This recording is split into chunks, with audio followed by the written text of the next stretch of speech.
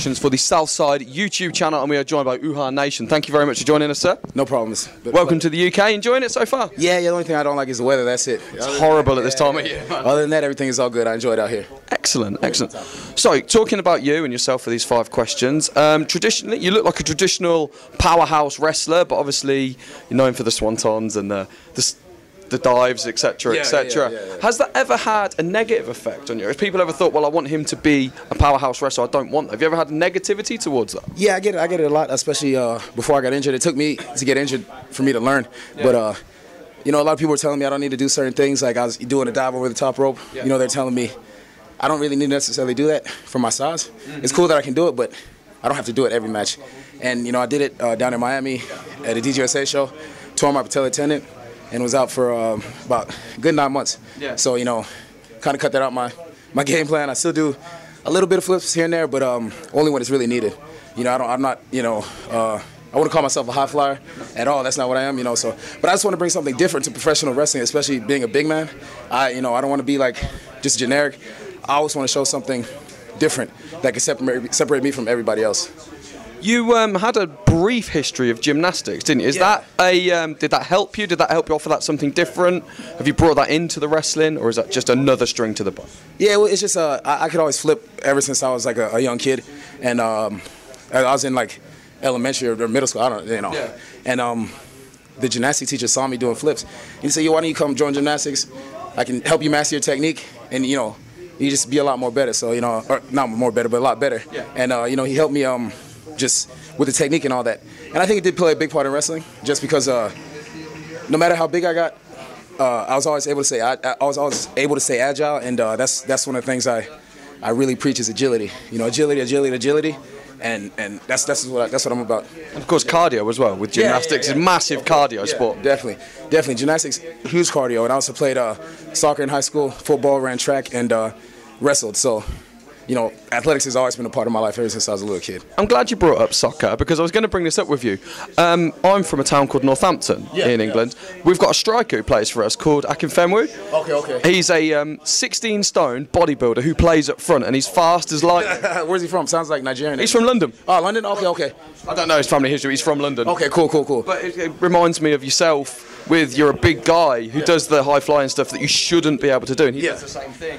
I played sweeper. I was more at the back, and but you know, it's always good, especially in that situation, to have a big guy who can, you know, power and create opportunities for other people to, you know, score goals. So it's obviously with guys preparing for a match with you. You've just wrestled Mark Haskins now. How does someone prepare for a match with Uhaa Nation? How would you prepare for a match with yourself? I just, you know, go out there and hope, you know, that I didn't die, you know, if I was wrestling myself. But I think it's something different because, like I said, I bring some different things to the table. You know, I don't want to sit here and toot my own horn or anything, but since I'm so diverse and able to do so many different things, I can have so many different matches with such different people, you know, and that's what I love, is I want to be that guy who can bring out the best in everybody, who can go out there and have a great match with anybody, no matter who it is.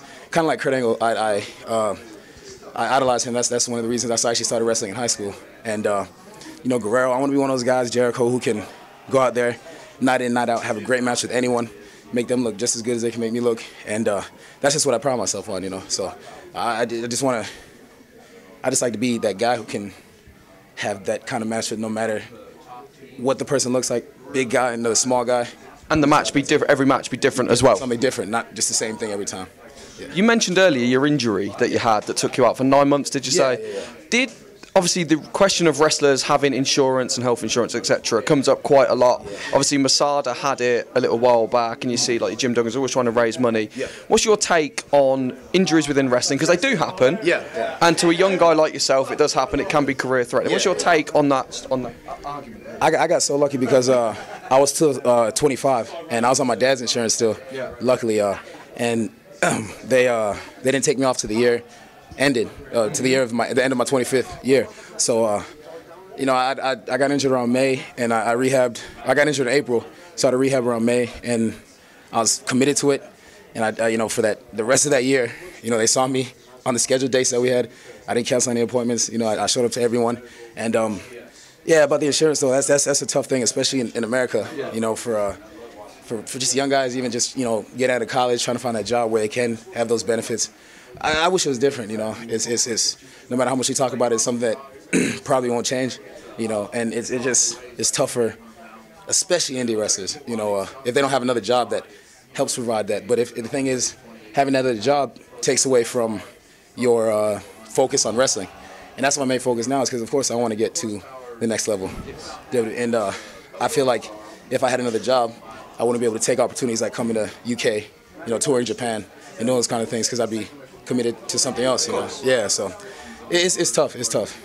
Yeah, so hopefully it can change sometime. It's one of them things, because in the UK we don't have that because we get free healthcare. Yeah. It's something that UK wrestlers, I would say, take for granted. UK people, I'm not a wrestler and I take it for granted. Yeah. And yet, see a guy like yourself who's a young man, injured yourself, which is your career, like you say, could have put you on the shelf at a young age. Definitely, yeah. It sucks. And I was told that my injury could be career threatening, and I was like, you know, I'm not having that, because I'm not going to sit behind a desk and you know, clock in every day. I mean, no offense to anybody who does that. No. If you love what you do, that's all that matters. But I love professional wrestling, and I feel like this is what I was put here to do. So, you know, hopefully I can figure something out, because right now I don't even have insurance myself, you know, so hopefully I go out there every day and I make sure, you know, I do everything possible to stay away from injuries. Nothing stupid. I try to take care of myself, the way I eat, you know, the way I work out, and I feel like, you know, if accidents happen, you can't prevent them, but you can always, you know, minimize the risk. So that's what I try to do. Final question then: what's next for Uhaa Nation? What's the next step for you? Yeah, WWE. Next step, plain and simple. That's it. You know, so maybe travel around Japan a little more, UK. You know, learn different wrestling styles. That's what I want to do, is just master different wrestling styles. So if I do get there, hopefully it will, you know, that, you know, I'm one of those guys who can last a long time and be able to have something after that, rather than, you know, be one of these guys that's just, you know, there and spend all my money. 2 seconds. Yeah, and it's gone, you know. So that's what I'm doing, is master it. I want to make sure I'm ready myself, even though other people say I'm ready. I want to make sure that I know deep down inside I'm ready, and then I'll take it to the next level. Ladies and gentlemen, Uhaa Nation.